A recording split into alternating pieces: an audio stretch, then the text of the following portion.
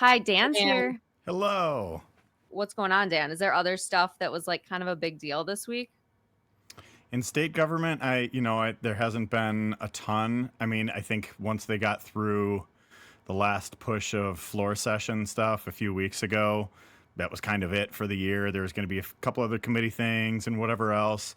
There were rumors this week that the assembly was going to call an extraordinary session, like their version of the special session. That there was a lot of rumors flying around about what that might be about.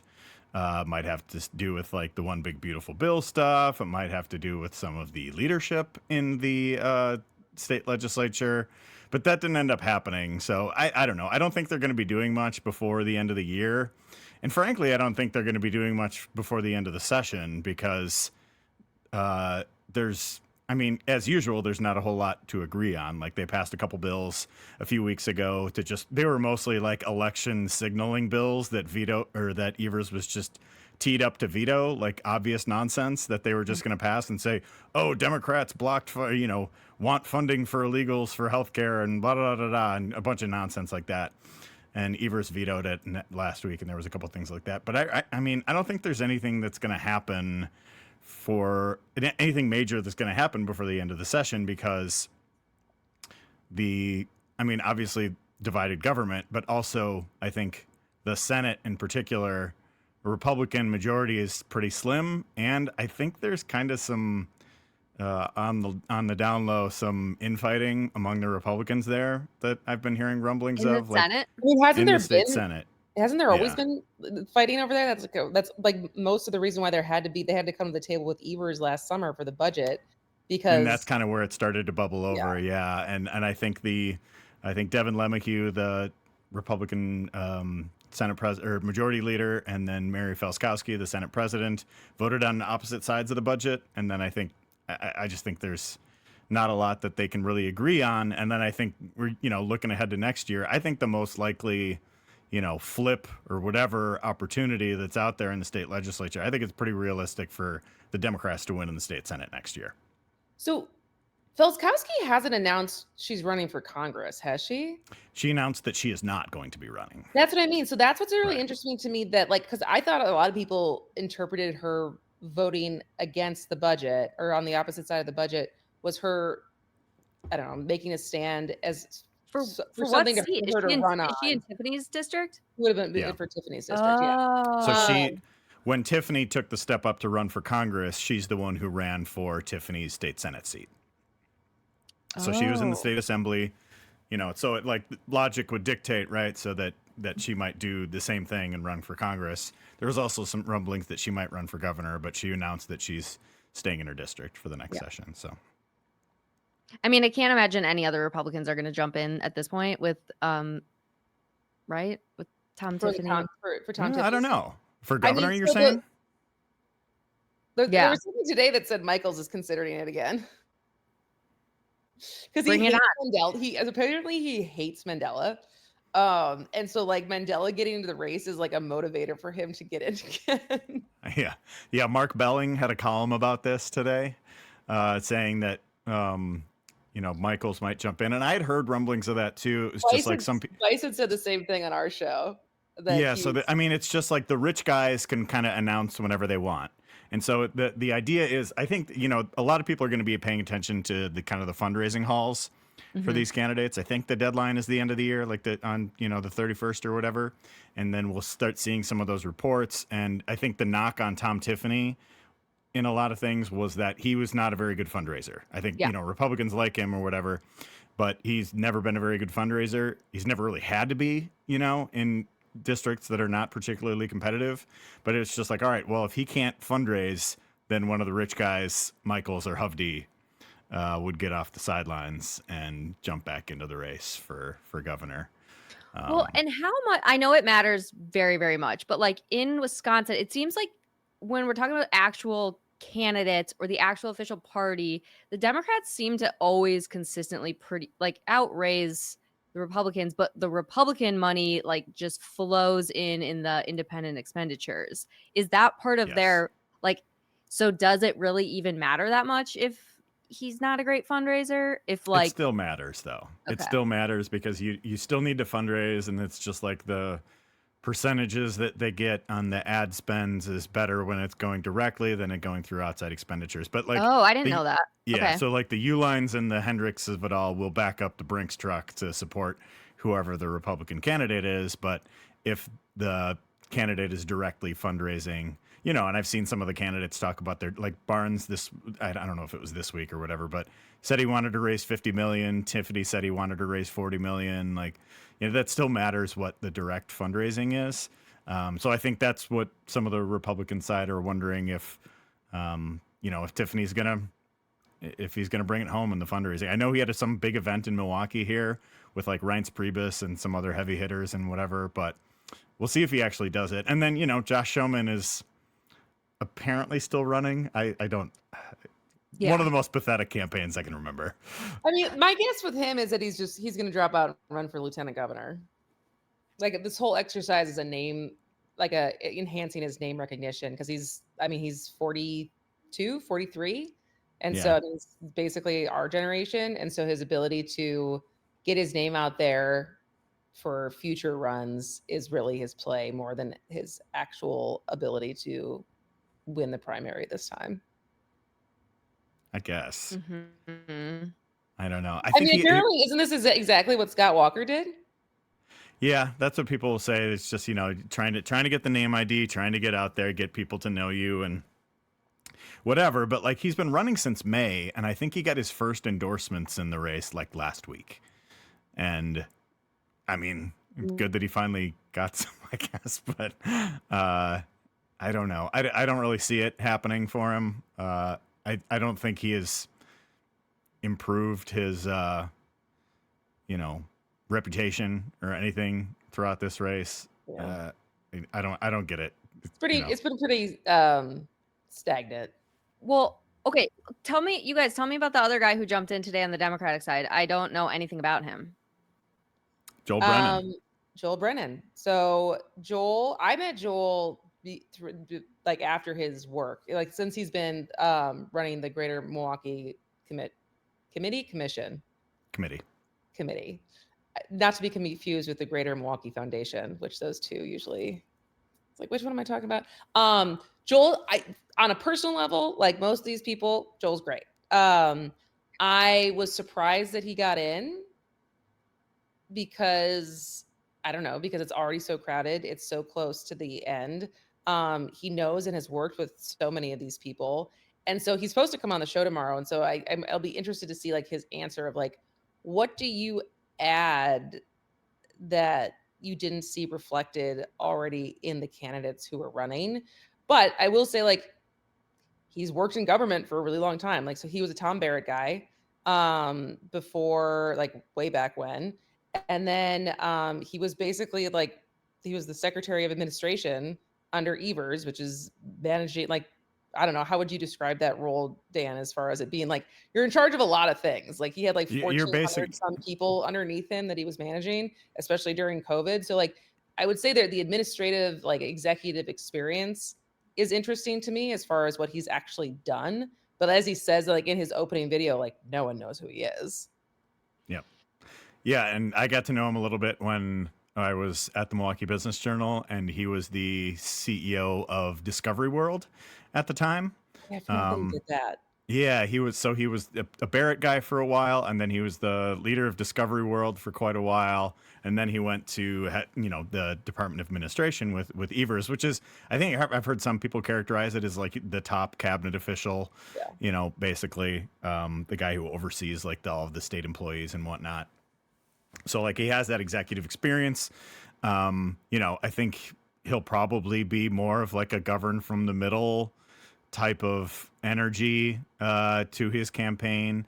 I saw there was a little bit of back and forth after he announced this morning. Kelda Roys had a statement knocking him for his opposition to the MPS funding referendum from last year. Saying like, hey, we shouldn't have somebody who's against public schools being the Democratic candidate for governor. And so I think there might be, you know, a little bit there for people who are very dug in on the public schools support, you know, when it comes to the rest of the folks in the Democratic field here. But you know, he's an interesting guy. He's a really smart guy. I like him too. But you know, it's a big weird field, and I'm not quite sure where he fits into it. Like, you know, if you're looking at other like Evers cabinet officials, like Missy Hughes already announced, like, so is she also, you know, kind of she's also a steering into pro-business that lane? moderate candidate. I mean, this is the thing Yeah. that I feel like I'm looking at. So like as Kate already knows, like I had my op-ed last week where my bigger point that I was trying to make was like, don't let name recognition be the differentiating, like don't let name recognition be the only reason why Mandela is the automatic front runner all of a sudden. But I started with it saying like, oh, like it kind of feels like so far that a lot of the candidates sound the same. Now in the comment section, I have been dragged for not recognizing that Francesca Hong's campaign does sound different. And that is on me. Like I will admit that like, yeah, I probably should have added that caveat. But you ran into the Francesca Hong online army as well. I did. Yeah, did. They're out there. And like it is this will be like I think this will be so fascinating to see, because like it is cannot be ignored that she has early fervent online support, and how that translates into votes I think will be very interesting. But it also is interesting to me because she is so unapologetically left in what she's doing and what her policy stances are.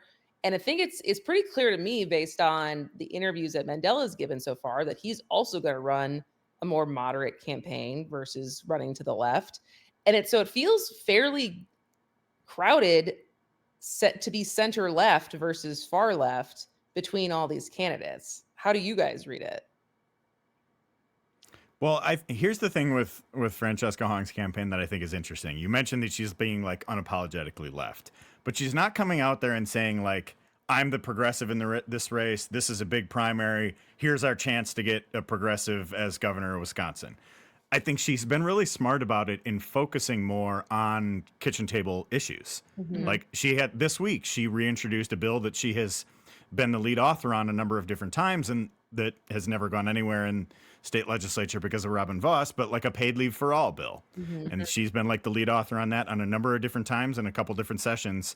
And she's been more focusing her campaign on things like paid leave for all or universal child care or, you know, different Medicaid expansion, other types of things. So she's focusing more on the kitchen table issues instead of saying, hey, progressive purity test, nobody's going to out progressive me. I'm the one in the race that you want. And approaching it that way, which I think is really smart. Yeah, she's almost laying a roadmap to like, she's also not talking about them from like a morality perspective. You know, of course, there's always that sort of in the background, but she's really talking about them. You know, when she talks about paid family leave, she's talking about putting more money in your pocket, and even like free school lunches. She always talks about how that's like, that helps your grocery bill. Like, yes, it's the right thing to do, but also this is a way we can help like working class families. And I think that's I'm so glad to see that. I do think that should be like more Democrats should be talking like that. I think we all know, if we didn't already after last year, that nobody's like voting out of the goodness of their hearts because they think some certain thing is the right thing to do. I mean, I know some people do, but a lot of people vote on like what their bank account is looking like and how they feel like they can help support their family. And I think, you know, she is being really smart about owning her progressive stances, but being realistic about them and like actually talking about how that fits into actual policy solutions. So I think that is interesting. I do think there's, you know, we're all very online, right? So there's a lot of people online who are going to throw the purity tests at everybody for sure. And I think they have to remember, like, and I hope the candidates remember too, that like, yes, there are like people are really passionate about certain things and that's really good. But a governor, more than any other elected official, has to be realistic and they do have to like be a leader and they have to work with both sides and they have to get stuff done. I don't know if you saw that video of, Josh Shapiro was sitting with Spencer Cox, and because they're part of. I saw it, but the sound wasn't on, so I haven't. Was it good? Is it worth watching? Yeah, I mean, he's one of the more tolerable Republicans to me, I guess. And Well, he's big on this kind of stuff specifically. Like yeah, the he and governors the have some Democratic sort of candidate when he was running for governor did like a joint ad together. So like like this is like historically in line for him as far as like reaching across the aisle and doing this kind of stuff. yeah, there's some He also just bipartisan tried to governors re-gerrymander Utah association again, but thing. Yeah. yeah. Well, but no, she asked him, she's like, because he's sitting next to Shapiro, she's like, do you think he would make a good president? And he said, like, right away, he's like, yeah, I do. And then she was like, tell me more about that. And he's like, well, and then he went on to say, he's like, I think governors make the best presidents. We have to like, it's not like the partisan games. You just have to get stuff done. There's a reason they say like potholes are not partisan, and then he just gave him a bunch of very genuine compliments and said, yeah, I do. And so it's so shocking for me, and I'm sure many people, to even hear that kind of conversation in like the times we're living in. So I don't know if that will come back to like bite him in the ass, but yeah, it was interesting, but it made me realize too, I'm like, yeah, there's a certain level of compromise if you want to be governor that you have to have. And so how do you do that and still meet the moment that's happening right now with there is a like I do think a lot of people are really liking a lot of those more progressive policies. Well, I'll tell you what I want to see though from some of these candidates who are running for governor in Wisconsin, because I think it has to fold into the like larger discussion about what 2026 represents as an opportunity for Democrats in Wisconsin. So not only is it the first open race for governor since 2010, this is the first fully post gerrymander election in the state legislature, the first realistic opportunity that Democrats have had since 2008 to have a trifecta. So I want to see these governors come in and with like their pie in the sky, aspirational, best case scenario ideas, saying like, hey, with me at the top of the ticket, if we win a Democratic trifecta, here's what I want to come in and do. I want to see somebody who wants to get stuff done. I don't want somebody like, positioning themselves in an ideological spectrum or something like that. I think one of the big divides I see in the Democratic Party right now is there are people who want to stick with the purity tests and find out certain things, or people who want to get stuff done. And that's what I appreciate about Shapiro and what they were talking about in some of those things. And like, hey, we're cutting red tape, we're allowing new things, we're rebuilding bridges and all of those different kind of things. If in Wisconsin, I want the next governor to have an agenda and say like, this is what we need to do to unravel the stuff that Scott Walker and Robin Voss have been doing for the last generation Wisconsin politics, and come in with like an actual governing plan to fix Wisconsin and to carve a new path for the next generation. So I guess so far, but only because I haven't got to talk to you about this, Dan. So I'm excited to. Yeah. Like, what is your analysis thus far? Now that I think we probably know everyone who's running at this point. Of just like the based field on the in point general. you just made, as far as like who do you feel like is like in that direction or making that case as far as getting stuff done? I mean, maybe we're still in the announcement phase and stuff like that, but we're not getting enough policy. I like policy. Yeah. We're not getting enough policy talk in this race in general. Maybe this is just like, after the holidays, people dig into it more. Like one of the, you talked about like the executive experience component of being a governor. Like, I think that's something David Crowley is going to be able to tout in his campaign as being the, top executive in the most populous county in the state.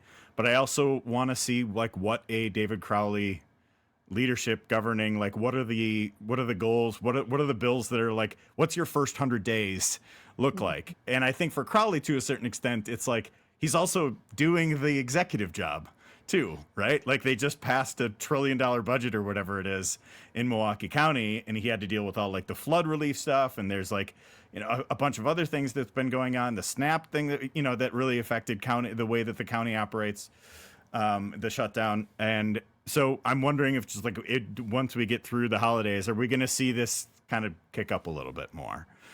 Because I went into this, I wrote this thing after Evers said he wasn't running again, this like too early preview of who was going, who I thought would run, and I kind of put it in tiers, right? So my top tier initially was Sara Rodriguez, Josh Call, David Crowley, and Kelda Roys. I'm interested. You know, Roy's and Crowley's campaign have been a little bit quieter comparatively, I think. Mm-hmm. You know, I think Rodriguez is running a pretty successful traditional campaign, doing the 72 county tour, getting a lot of like, you know, she's got endorsements from like people on county boards and city councils and school boards and stuff like that. But I also think like we're just at this stage where it hasn't. Everybody's still kind of announcing, the field is still kind of getting set. So They're all maybe once we get fundraising. into next year, and they're all fundraising, yeah. And I think that's, you know, the January fundraising numbers will we'll start to see if this actually takes shape. But now Do you I think think anyone will drop out within the first quarter based on fundraising? based on, I mean, maybe, but you know, I think if you're dropping out really early, it's going to be like a Bill Berrien situation. Yeah. I But mean, Bice is out right now, so who's gonna Bice these people? I don't know who's going to be the Oppo dump reporter. Like, I'm. are we I going to get some start of to those. see I get some of those Are you things gonna hitting my give email. the mantle? So I sometimes will get like those pitches sent to me, just like here's some Oppo or whatever, and I try to do like a real story around it, and then people stop pitching me that because like I just don't like being the press shop for like these campaigns and stuff like that. I think it's bullshit. well, and I think it's like, I don't know. I mean, we these are all like public officials, most of them. They've gone through like campaigns before. Like they've already had Oppo done on them. I think we like know a lot about them. I think your point is so good though about more plans. Like, yeah, a lot of the websites have, you know, the talking points, like where it's just saying the same thing over and over again. I think we're at a moment in time where people are like needing more than that. And to your point about like having a whole plan, first 100 days, like I want to see everything. So that's kind of like, so Project 2025, right, came out. And I mean, looking back again, I'm like, why were we just like, why was everybody like, Google it? Like, why don't, okay.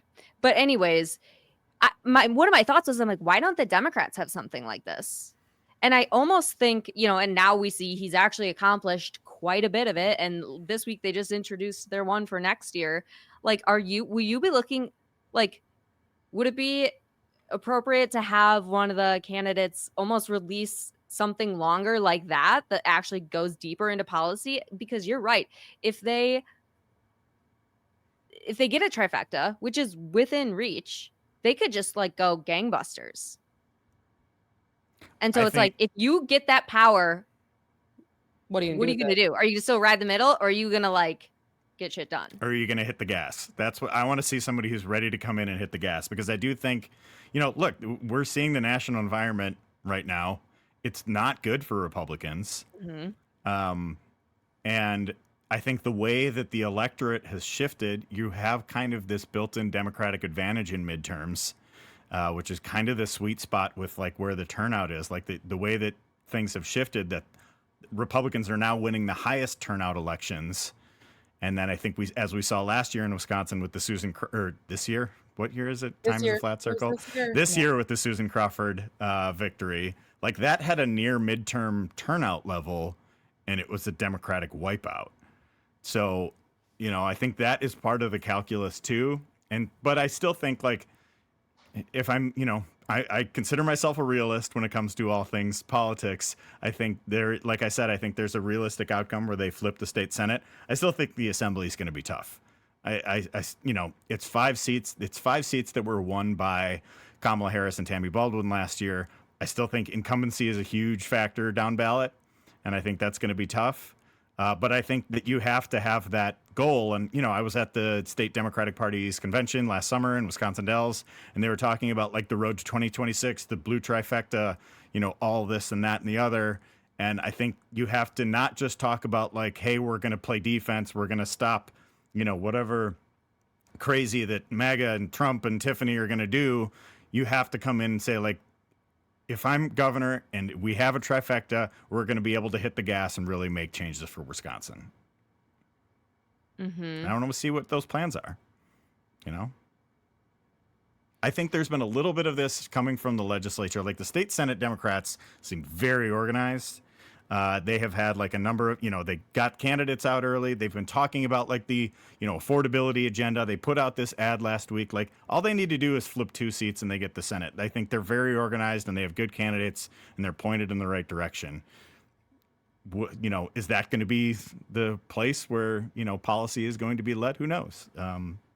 But that's kind of what I want to see in the governor's race. And I want to see people, stop being so safe with everything.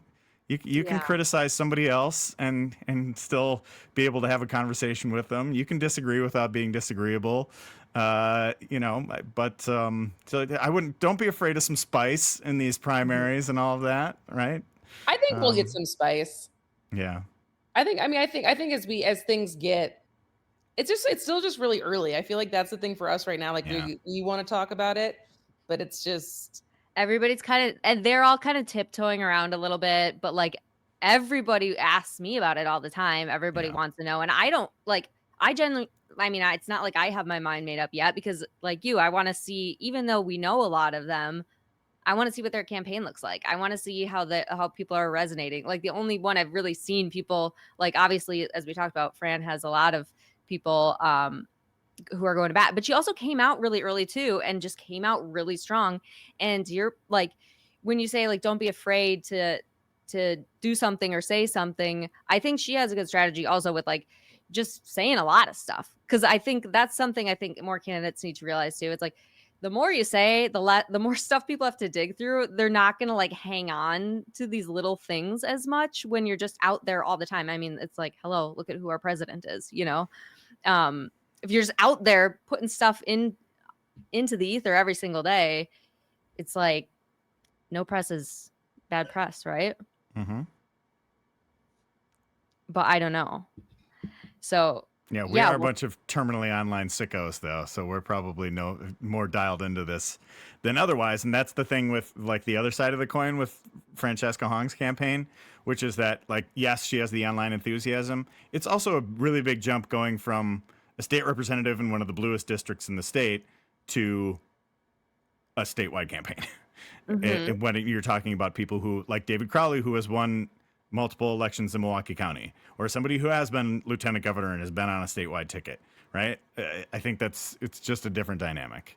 But I think, I think she's gotten herself out there and she's knocking on the door of that top tier now.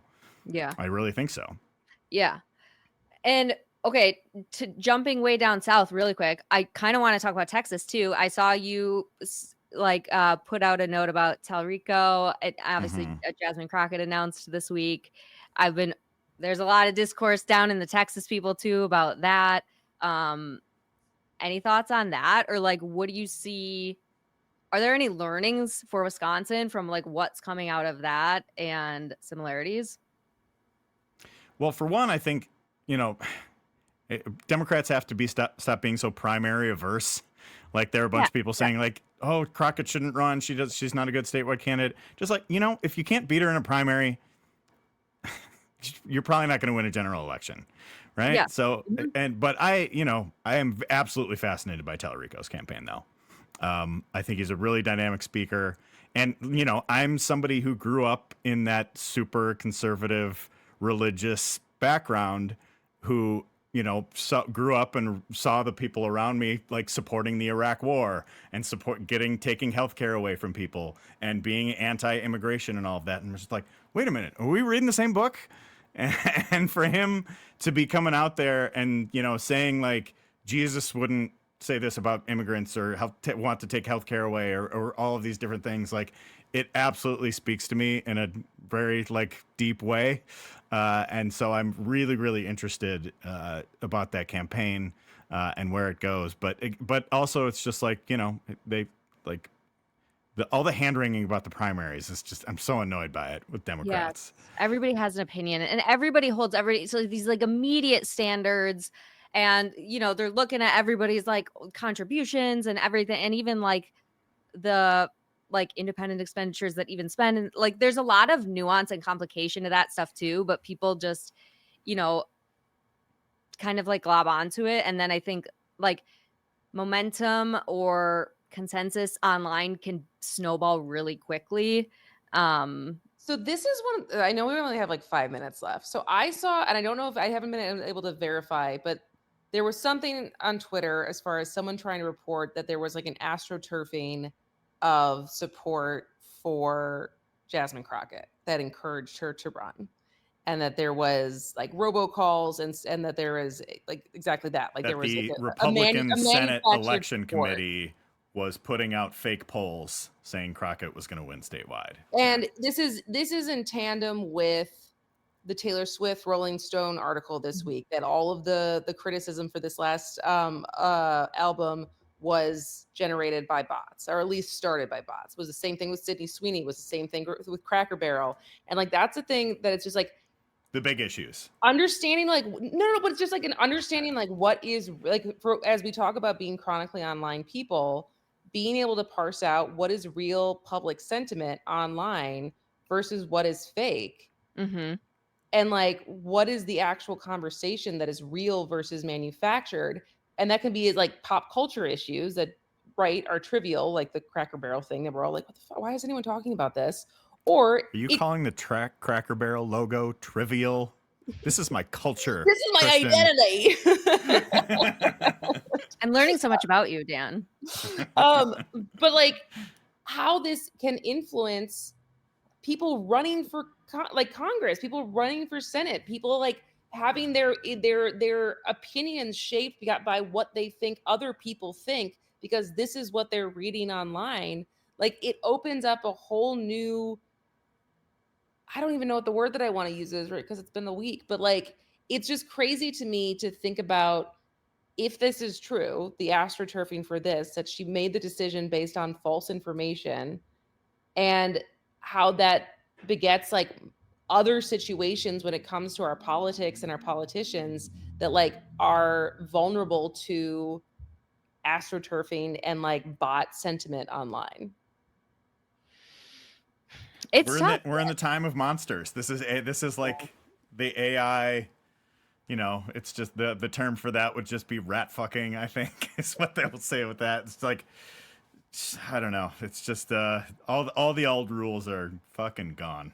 Yeah, it's crazy because the AI is like getting increasingly better and better. People like don't know what's real, and with the online stuff, I think there's a ton of like trolls and stuff that are bots, and with like Twitter releasing recently, like where you can actually see where accounts are anchored, and a lot of them are overseas. A lot of these big Republican Twitter accounts.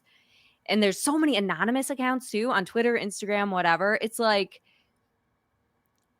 kind of fascinating to see and really difficult as a citizen to try to like wade through that. But also it's weird as a chronically online person to see how quickly something can catch on like wildfire and like really form a public opinion pretty quickly. That's hard to like retract from, even if it like was not real. Mm-hmm. Because it went like I did this story last year, and I had a Democrat explain to me, it's just like if it takes 3 sentences to explain it, you've lost. Mm-hmm. And when you're explaining, you're losing. And if you're explaining like an AI thing or fake news or whatever it is, doesn't matter because you've already lost. It's pretty grim. I don't know about you guys, but I've been thinking lately about I think this is the worst year politically of my adult life. Like this has been like it's really grim. It's really bad. I hate to end this on like a super pessimistic note. But I think I'm coming to like this end of the year thinking like, oh, the Time Person of the Year thing came out today. So I was thinking about this a little bit. Oh, it was the AI architects. Of course it was AI something. Blech. So yeah, I don't know. It's grim. But I'll tell you what it gave me some hope today, though. I guess I'll turn it around a little bit. Okay. That Indiana State Senate Republicans rejected that gerrymander. That was remarkable. Pressure from the White House. People are getting threats at their homes and all of that to try and like re-gerrymander Indiana. And finally, some Republicans stood up to Trump. A majority of the Republicans in the Indiana State Senate voted against this ridiculous 9-0 map that cut Indianapolis into 4 districts. And they finally stood up to Trump. I'm actually very encouraged by that. I'm shocked that it happened. I have another piece of encouraging information for you, Dan, that is going to shock you if you haven't already seen it. So, RFK's in the airport with Duffy doing pull-ups, but also talking about how like there's nothing that compares to the milk from a mother's breast, right? Scarlett Johnson, not Scarlett Johansson, but if you're from Wisconsin and you are terminally online, Scarlett Johnson is like the Moms for Liberty lead, and she is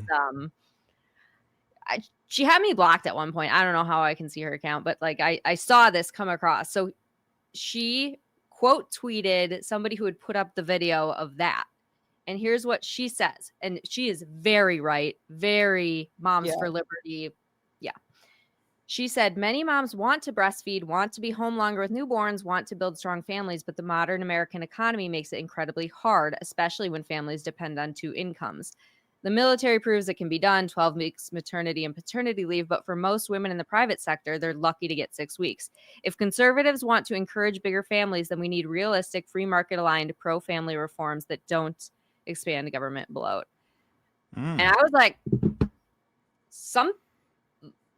the wind's coming in from the east. Like, what is going on? Well, that's what was funny because did you guys read the Ross to that, or not read the feminine white females ruin the workplace? Yeah. Well, I didn't read it. Did you ever actually listen to the podcast? No. So it was interesting. I actually thought it was so academic and was so heavy. What? You listened to I listened to it because it was actually much more interesting. And now I'm forgetting because they both women on it identified as conservatives, but not the one who originally wrote the article of like the feminization of work. She was pretty insufferable. But the other woman, who also considers herself a conservative, like a lot of the things she was arguing to me like was about like rethinking the workplace and rethinking about like how capitalism has like, and how we put work first instead of family first. And like, it's like a lot of things you're arguing is the same thing a lot of like more like women I know that are arguing as far as how we need to rethink that's what I'm saying. I'm actually so it's like you're like there's a lot of overlap here. And so I'm starting to see those conversations kind of like look similar on both sides about certain things. Yeah. So I'll send you her. It's my friend who listened to because Steve and I did a podcast about that. And my friend listened to it. He goes, "You would love her book." And I'm like, "Okay, I'll read it." So I'll read it and I'll pass it on to you to see if you might like it. I think it was like "The Dignity of Dependence" is the name of her book. I don't know, but similar to what Scarlett Johnson said. It seems. I got to find that Scarlett Johnson tweet so I can send it directly to Robin Voss. Well, I'm like, if we could get her or like the Wisconsin Right Now girl or somebody to just go marching in and on some of these things, I don't know. I don't think that would even matter. I think it's just we'll see if he comes back. Who knows? Go retire. I will throw a party if it happens. It could happen. It'll happen eventually. If it happens this next session, TBD. Yeah, we'll see. Because the thing is, like, he barely won speaker this time. Didn't it come down to like 5 or 6 votes? I think once they won a bigger majority last year than people were expecting, then he kind of cruised to it yet again. Oh, I had heard that it was more going into it. There was some thoughts that like some of the, full election denier, but I think some of those people lost, right? Well, so like Janelle Branchen lost. But there's a couple other. I just think it'll be interesting to see how he sees the cards like being dealt if he eventually goes. I think it's a good time for me to. He would also be such a sore loser too. Like if for some reason they did flip the assembly this time too, like it's like then I could see him resigning because he just wouldn't even. It's like okay. He would blame everyone else and make himself the hero. He doesn't have his throne anymore, so he's not. I won't say who told me this, but I have been informed that he and his wife love to watch PBS. just throwing it out there. All sorts of things. Maybe we should view those like, how Donald Trump watches Fox and Friends all the time? We should do some like, how do you get an ad on PBS specifically to talk to Robin Voss? Yeah. So Oh they my don't God. take ads. Yeah, you can't do Right. it there. Okay, well, this was I gotta- fun. I gotta go. This was very Thanks. fun. Thanks See you for next shooting the Thursday? shit. Thanks for joining us. Yeah, What? thanks for having me join. This was fun. Yes. Crashing the party. Getting the, the 2023 Wisconsin Supreme Court Julia Louis-Dreyfus-backed crew together here. I know. Oh my God. Well, she's going to have to come join us sometime too. That'd be Maybe amazing. we'll get her to join for the governor's race next year. Yeah, Yeah. there we go. For sure. So, Okay. Have a all good right. night, guys. Bye, guys. Bye.